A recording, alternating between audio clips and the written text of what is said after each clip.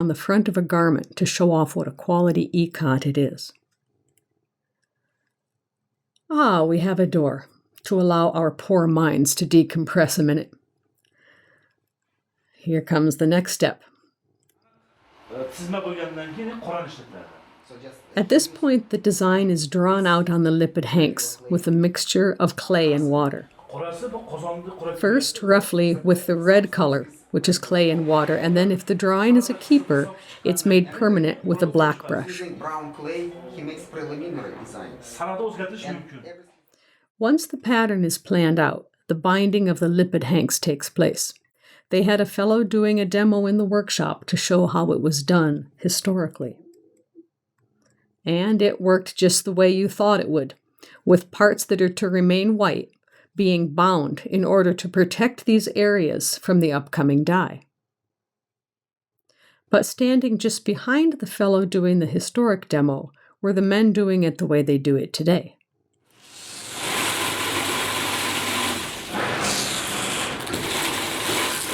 Production Ikat binding.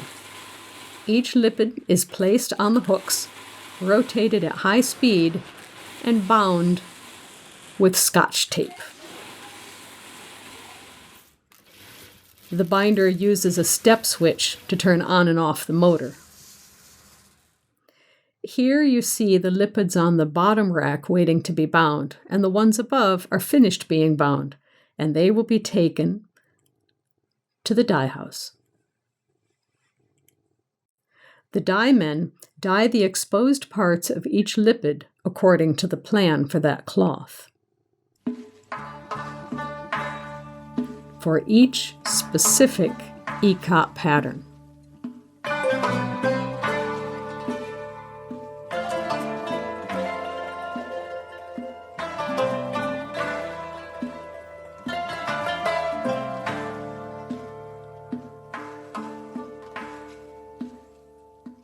They work it and dip it a number of times to make sure that each of those strands gets to see the dye color.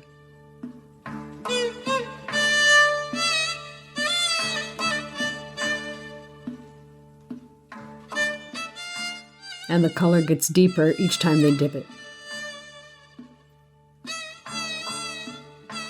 Then back to the lipid binding motors to offer a new resist if that's what's needed for the pattern. Precision is the name of the game while binding and dyeing, because the threads will shift a bit in the making of the warp chain. That's the next step coming up, and in the weaving as well. By the way, the Scotch tape is put on sticky side out.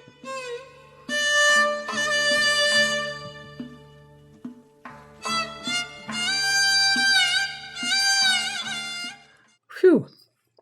Now, all along, I'd been puzzling about how they got the lipid hanks together into a warp chain. It had to happen at some point, I figured. It was something of a black box for me. I'm a weaver, and I understood the process up to this point.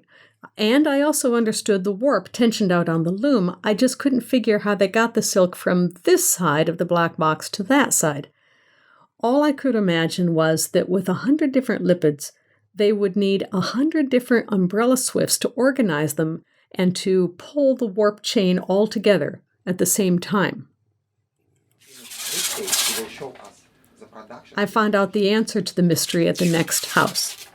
The next artisan gets the colorful lipid hanks delivered to his courtyard, and the first step for him is to remove all that Scotch tape.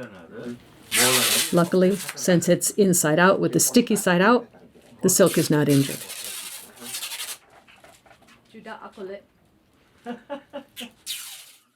And then we have this, which we found hanging all throughout his courtyard. Beautiful, even at this point. Here, he and his mom open up the closed looped hanks and slide them onto a new frame, all in the correct order, and lining them up according to that all-important sket. Here's the black box. They're not using 117 umbrella swifts. They're using 2 poles to hold 117 hanks. Right.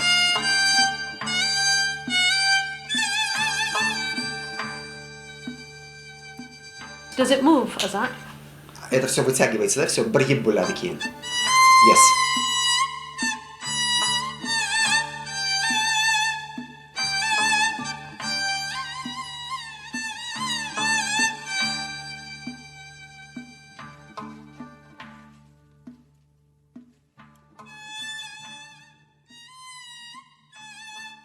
All are laid out with their skets at the same position on the frame. Now here's the answer to the black box. The frame on the floor becomes a trapeze. The whole enchilada is lifted up in the air, and he painstakingly gathers the skets together.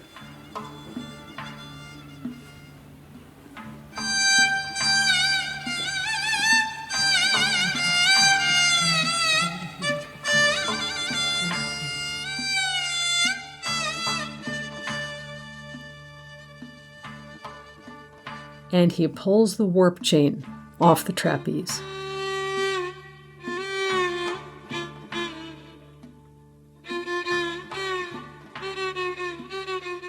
The weavers in the audience are getting weak in the knees at this point.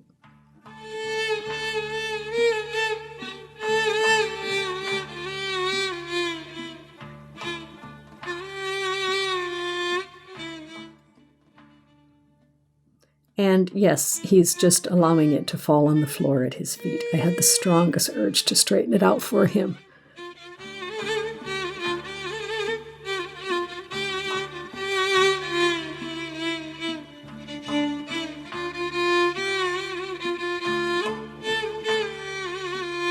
Every 4 meters, the sket appears again. He stops, gathers it together again with the utmost care,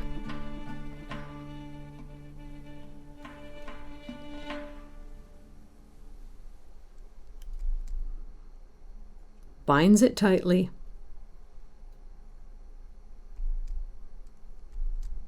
and continues for 300 meters of warp to land on the floor. He chains it up again, and it looks a lot like this. Even non-weavers need a breather after that last bit. A separate mystery was still bothering me. Back when I was learning how to weave, I had been taught that the cross is one of the most important parts of winding a warp. Yet I had seen a warp wound without a cross, and chained without a cross, But I had seen threaded looms. The threads were all in order in the reed. What gives with that?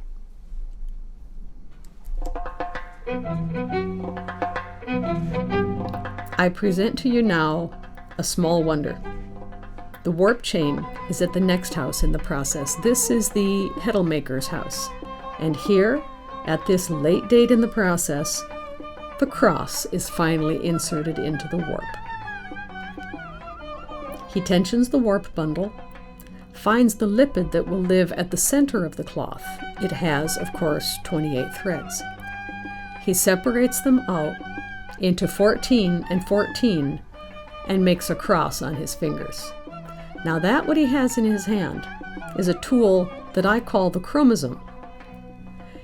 He will put half the threads, now with a cross, on one side and half on the other side.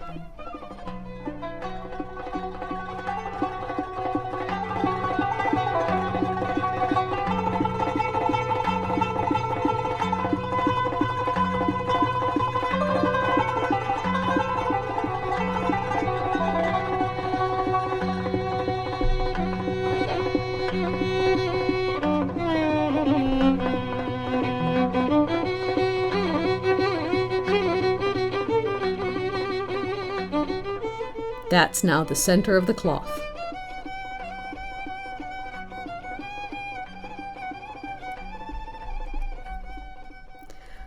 So now having this, the center of the future cloth, split into either side of a center point, he has opened the thread pattern and he continues to place one side of the next lipid here and the other side there, and as he goes, the pattern blossoms into a symmetric warp with a cross. There it is, the cross in the warp. Mind you, the warp chain is still in a garbage bag off to the right-hand side, but now we have a cross, and each warp thread knows where it's headed. It's slayed through a fine reed and tensioned on a Soviet-era bed cot, now bloomed open to its future glory as Ikat cloth, and weighted well with cement paint cans and stones.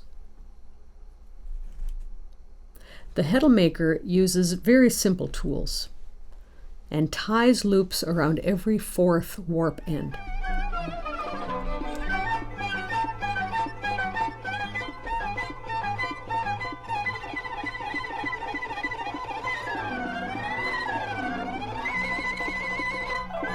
String heddles, just like in backstrap weaving.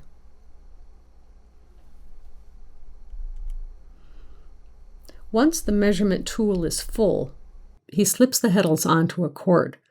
This will look familiar. It's the top half of the heddles that we're familiar with. He'll do 4 of these so that each of the warp threads, all 2,800 warp threads, are each encapsulated in half a heddle. He secures each of the half heddles with a stick, as you can see, and then flips the warp. Binds it taut once again,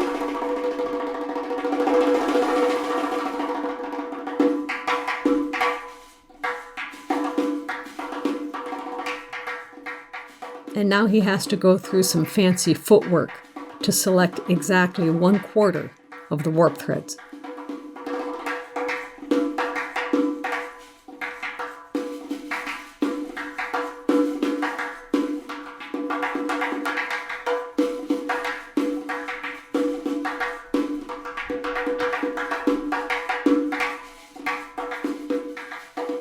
When I show this at weaving conferences, the weavers can hardly believe all of this.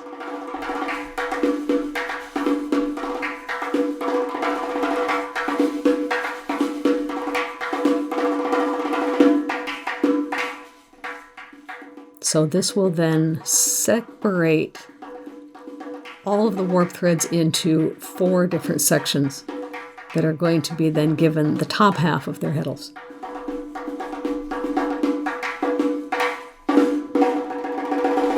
And so he begins the job of tying the second half of each heddle, the top half.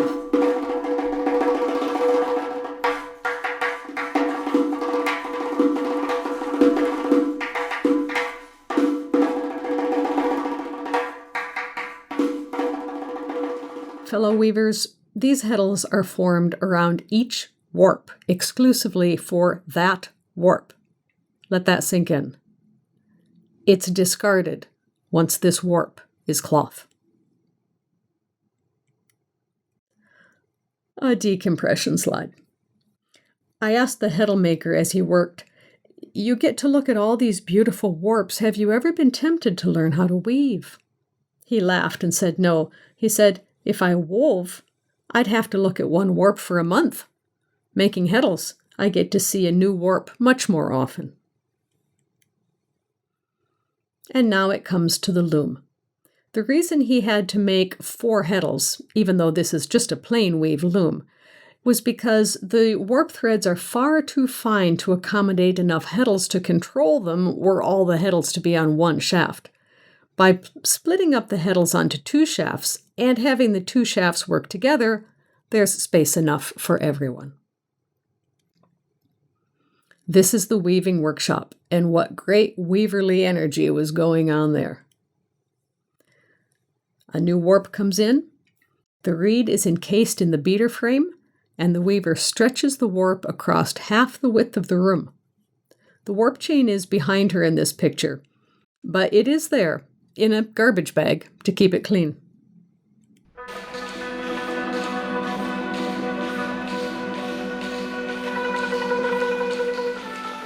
She cleans out any tangles in the warp threads for the exposed length of warp,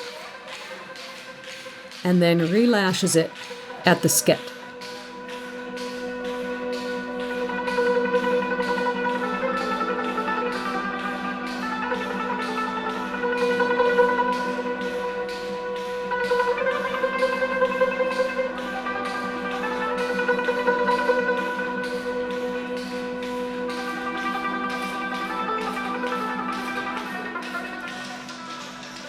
And once it's all well behaved, she sprays it with starch for sizing.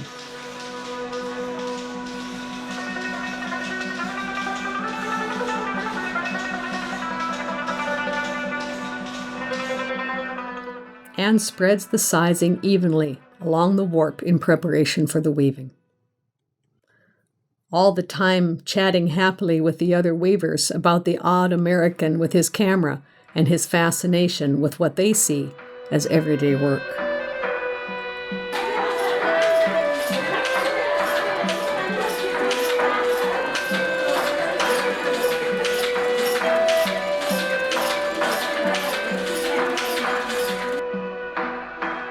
That's her shuttle. And of course, a nice topchan for break time. A topchan is a traditional raised platform with a short table in the middle where much green tea is enjoyed.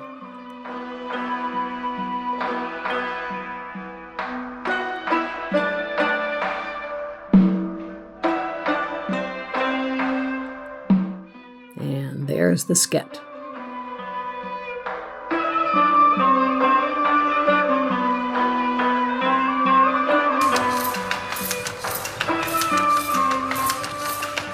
Check out how she's weighting her warp.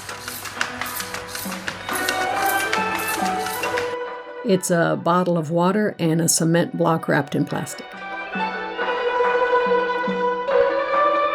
Do you ever wonder if our weaving lives here in the United States are a little bit over-engineered?